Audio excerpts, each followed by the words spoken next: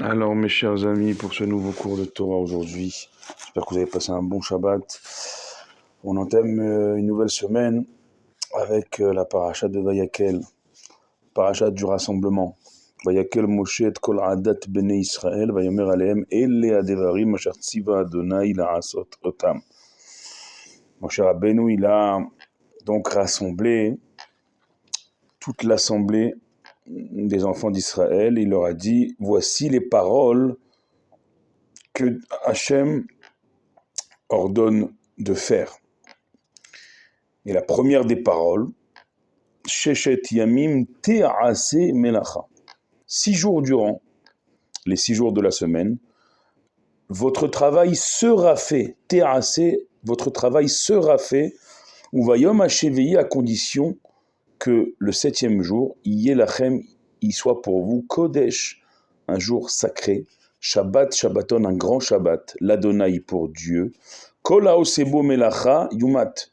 Toute personne qui travaillera ce jour-là mourra. Loteva aru esh bechol moshvotechem. Vous n'allumerez pas ce jour-là, ce 7e jour, ce jour de Shabbat, vous n'allumerez pas de feu dans vos demeures. Bechol moshvotechem, dans toutes vos demeures.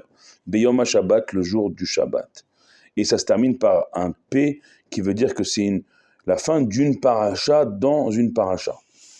Voici ce pourquoi, en première parole, Moshe a rassemblé, a trouvé opportun et je dirais même essentiel et absolument essentiel de rassembler véritablement tout le peuple, Kol Adat Bnei Israël, pour leur dire, pour leur parler seulement et uniquement du Shabbat et de son importance, de sa valeur, de la gravité si on le transgresse, si on y travaille ce jour du Shabbat, et combien, si on ne travaille pas ce jour de Shabbat et qu'au contraire on en fait un jour véritablement sacré pour Dieu, on en fait un grand Shabbat, on respecte le Shabbat, on garde le Shabbat en faisant Shabbat comme il se doit et en le consacrant par différents aspects. Ça va du Kiddush jusqu'à bien sûr l'étude de la Torah Shabbat qui est 1000 fois supérieure à celle de la semaine. Il y a plein d'aspects dans Shabbat qui permet de sanctifier, d'élever au plus haut et de faire un Shabbat Shabbaton, un grand Shabbat pour Dieu. Et ainsi, si on fait de ce 7e jour, de ce Shabbat, un véritable Shabbat pour Dieu, un jour sacré, alors Moshe y promet que les 6 jours suivants, les 6 jours de la semaine, c'est-à-dire dimanche, lundi, mardi, mercredi, jeudi et vendredi, ces 6 jours-là de la semaine, notre travail sera fait et pas on fera un travail où on travaillera. Notre travail sera fait si auparavant on aura fait du jour du Shabbat un Shabbat, un jour sacré. Un jour sacré, ça veut dire un jour complètement différent des autres jours, sinon c'est pas un jour sacré, c'est un jour comme un autre. Un jour sacré, un grand Shabbat pour Dieu, un jour déconnecté des autres jours et de leurs pratiques. Si on consacre comme il se doit, si on fait Shabbat comme il se doit, eh bien, on est assuré que les 6 jours suivants de notre semaine, notre travail sera fait. Voilà pourquoi Moshe rassemble, et c'est pas tout le temps, donc c'est censé souligner l'importance du propos, rassemble tout le peuple entièrement, dans toutes ses couches sociales, dans toutes les tribus, tous les corps, que ce soit les prêtres, les Kohanim, les seconds, les Léviim, les Ékénim, les anciens du peuple, les juges,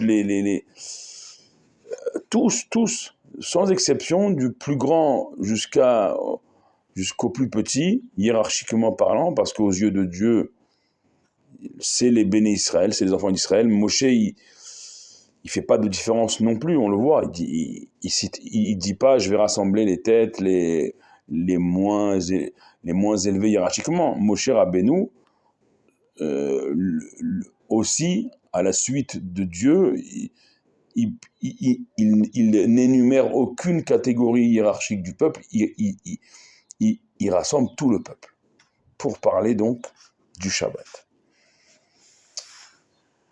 Et je dirais que, pour commencer cette paracha, et pour commencer cette semaine où on est une semaine après le déclenchement de ce qu'on est en train de vivre ici en terre d'Israël, du nord au sud, du sud au nord, il n'y a pas une ville qui fait exception encore. Là, avant que je vous enregistre ce cours, il y a 1 heure à peine, on a eu encore une alerte à Jérusalem.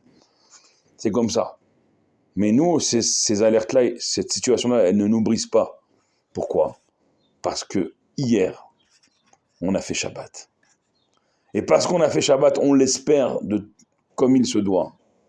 Alors, comme Moshe nous le promet dans la paracha de cette semaine, les 6 jours qui suivent, le travail sera fait dans tous les domaines, c'est-à-dire travail pour le pain quotidien, pour gagner sa parnassa, et le travail de protection du Ham Israël, de protection du peuple juif de nos ennemis sera fait également parce que hier on a fait Shabbat. Et c'est véritablement le cas. C'est-à-dire, aujourd'hui, ici en terre d'Israël, sans doute ceux qui m'écoutent en diaspora également aussi, vous le vivez, les mots de la Torah, on les vit encore plus directement. Plus directement. Si on est là encore, on est debout, on est en vie, on est en bonne santé, on n'est pas blessé, que ce soit au niveau physique, au niveau même de notre morale, parce que c'est pas évident, il faut le reconnaître. C'est parce que on a ces moments-là, ces balises-là, notamment, et surtout, je dirais, le point central de nos semaines, ce jour qui s'appelle Shabbat, qui nous fait que le lendemain, il peut avoir la situation qui continue, comme elle était la semaine dernière, mais nous, on est là. Et en vérité, cette situation-là, cette résilience-là, elle provient du fait que hier, on s'est rassemblés. Shabbat, on se rassemble autour, ne serait-ce que d'une table à manger. Combien de fois dans la semaine on se rassemble sans les téléphones autour d'une table. Et j'insiste, sans les écrans, parce que Shabbat, il n'y a pas d'échappatoire, il n'y a pas d'écran. Si on fait Shabbat comme il se doit, il n'est pas censé avoir autre que la table et la famille. Et on est obligé de se parler, il n'y a pas le choix. Tu ne vas pas manger tout seul alors que tu es à plusieurs autour de la même table. Donc, on se parle. On rigole, parfois on est dans l'émotion, parfois même on n'est pas d'accord. On chante, chacun il amène un petit mot, petit chidouche comme on dit, une petite nouveauté, que ce soit sur la paracha de la semaine ou sur la situation actuelle, mais on est rassemblés comme on pouvait l'être à l'époque du temple autour du Mizbeach, autour de l'autel où on apportait les offrandes. Eh bien, on est rassemblés. Et à l'époque du temple, comme à notre époque, on n'est pas censé tous être d'accord, mais on est rassemblés autour d'une table à la maison, une table de prière et d'études dans nos synagogues. On est rassemblés. C'est quoi la symbolique de la table de Shabbat familiale comme communautaire? C'est qu'une table, c'est en général ou rond ou rectangulaire. Ou alors petit. C'est rare qu'on a une table carrée à seulement 2 places, surtout Shabbat. C'est-à-dire que ça oblige à inclure. Ça oblige à composer, ça oblige à se rassembler. Et c'est pour ça que pour parler d'un tel jour qui rassemble tellement autour d'une table, Moshe, il avait besoin, Vayakel, de rassembler tout le peuple pour leur parler du jour par excellence du rassemblement. Du rassemblement. Il y a tellement d'histoires où on entend que des gens ont été touchés en étant invités à une table de Shabbat, un Shabbat, et étant touchés, ils ont voulu revivre l'expérience une deuxième fois, une troisième fois, et que ils en sont venus à la conclusion qu'ils ne pouvaient plus se passer de ces tables de Shabbat, de ces journées de Shabbat, de ces après-midi de Shabbat, et que eux-mêmes, ils se sont mis à faire Shabbat et à amener dans leur sillage d'autres à vivre cette expérience unique qu'est le Shabbat. Voilà ce que je voulais vous dire en ouverture de cette nouvelle semaine. Que vous soyez tous bénis, où que vous vous trouviez, que Dieu vous protège, vous, vos proches, vos familles, notre peuple tout entier, en Israël comme en diaspora. Priez pour nous ici en terre d'Israël, comme nous ici en terre d'Israël, on prie pour vous en diaspora. Ensemble, on sera toujours plus fort. Baruch Adonai Leolam, Amen ve Amen.